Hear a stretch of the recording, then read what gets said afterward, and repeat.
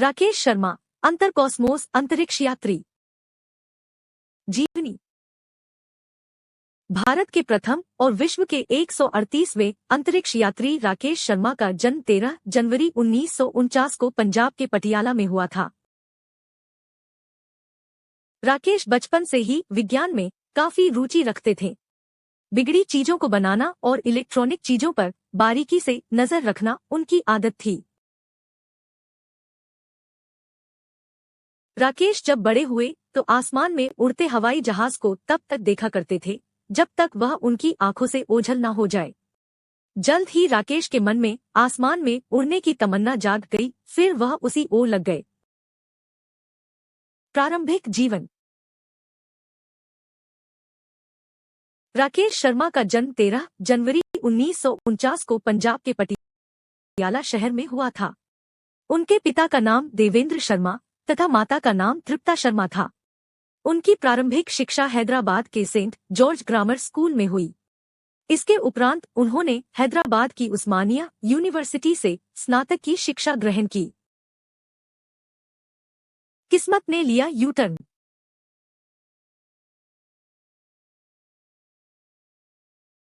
जुलाई 1966 में एनडीए पास कर Indian air force cadet बने राकेश शर्मा ने 1970 में भारतीय वायुसेना को ज्वाइन कर लिया। फिर यहीं से इनकी किस्मत ने यू टर्न लिया। मात्र 21 साल की उम्र में ही भारतीय वायुसेना में शामिल होने का बाद राकेश आगे बढ़ते गए। पाकिस्तान से युद्ध के बाद चर्चा में आए। 1971 के भारत पाकिस्तान युद्ध के दौरान राकेश शर्मा ने अपने विमान मिग एयरक्राफ्ट से महत्वपूर्ण सफलता हासिल की। इसी युद्ध के बाद से राकेश शर्मा चर्चा में आए और लोगों ने उनकी योग्यता की जमकर तारीफ की। शर्मा ने दिखा दिया था कि कठिन परिस्थितियों में भी किस तरह शानदार काम किया जा सकता है। कार्यक्षेत्र: परीक्षण pilot, squadron leader, wing commander, सेवानिवृत्त, भारतीय वायुसेना, भारत के पहले अंतरिक्ष यात्री। विंग कमांडर राकेश शर्मा एक पूर्व परीक्षण पायलट और पहले भारतीय अंतरिक्ष यात्री हैं। लंबे समय तक सेवा के बाद वे भारतीय वायुसेना में विंग कमांडर के पद से सेवानिवृत्त हुए। 2 अप्रैल 1984 को उन्होंने एक नया कीर्तिमान रचा जब उन्होंने लो ऑर्बिट में स्थित सोवियत स्पेस स्टेशन के लिए उड़ान भरी और 7 दिन स्पेस स्टेशन पर बिताए। इस प्रकार वे भारत के पहले अंतरिक्ष यात्री बन गए। भारत और सोवियत संघ के इस संयुक्त अंतरिक्ष मिशन के दौरान राकेश शर्मा ने भारत के कई भागों की फोटोग्राफी भी की।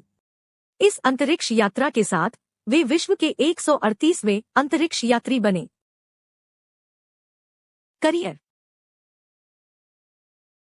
सन 1966 में उनका चयन राष्ट्रीय सुरक्षा अकादमी एनडीए में हुआ और वे इंडियन एयरफोर्स में कैडेट के रूप शामिल हुए।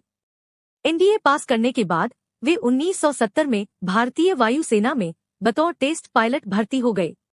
सन 1971 के भारत पाकिस्तान युद्ध के दौरान राकेश शर्मा ने मिग एयरक्राफ्ट से महत्वपूर्ण सफलता हासिल की। अपनी योग्यता और मेहनत के बल पर वे आगे बढ़ते रहे और सन 1984 में स्क्वाड्रन लीडर के पद पर पहुंच गए। इस बीच 20 सितंबर 1982 को उनका चयन Bharat, Indian space research centre और सोवियत संघ इंटरकॉस्मोस के एक संयुक्त अंतरिक्ष मिशन के लिए हो गया, जिसके अंतर्गत उन्हें अंतरिक्ष यात्रा का मौका मिलने वाला था। अविस्मरणीय पल। उनके लिए यह अविस्मरणीय पल था जब 2 अप्रैल 1984 को उन्हें सोवियत संघ के बैकानूर से सोयूज T-11 अंतरिक्ष यान से अन्य 2 अंतरिक्ष यान के कमांडर वाई.वी. मालिशेव और फ्लाइट इंजीनियर G.M. स्ट्रकोलोव अंतरिक्ष यात्रियों के साथ उड़ान भरने का मौका मिला। इस मिशन में राकेश शर्मा भारत का प्रतिनिधित्व कर रहे थे।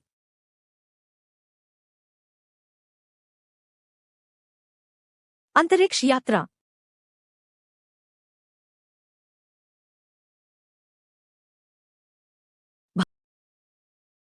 Bharat, Indian space research centre और सोवियत संघ इंटरकॉस्मोस के इस संयुक्त अंतरिक्ष मिशन में चयन के उपरांत राकेश शर्मा को सोवियत संघ के कजाकिस्तान में स्थित बैकानूर में अंतरिक्ष प्रशिक्षण के लिए भेज दिया गया। उनके साथ एक और भारतीय रविश मल्होत्रा भी भेजे गए थे। प्रशिक्षण के उपरांत आखिर वो दिन आ ही गया जिसका सभी भारतीयों को इंतजार था। 2 अप्रैल 1984 का वह ऐतिहासिक दिन था जब तत्कालीन सोवियत संघ के बैकानूर से सोयूज T-11 अंतरिक्ष यान ने 3 अंतरिक्ष यात्रियों के साथ उड़ान भरी। इस अंतरिक्ष दल में राकेश शर्मा के अतिरिक्त अंतरिक्ष यान के कमांडर YV मालिशेव और फ्लाइट इंजीनियर GM स्ट्रकोलोव थे। अंतरिक्ष यान सोयूज T-11 ने सफलतापूर्वक तीनों यात्रियों को सोवियत रूस के ऑर्बिटल स्टेशन सेल्यूट 7 में पहुंचा दिया। राकेश शर्मा ने अंतरिक्ष में कुल 7 दिन 21 घंटे और 40 मिनट बिताया। इस अंतरिक्ष दल ने 43 प्रयोग किए जिसके अंतर्गत वैज्ञानिक और तकनीकी अध्ययन शामिल था।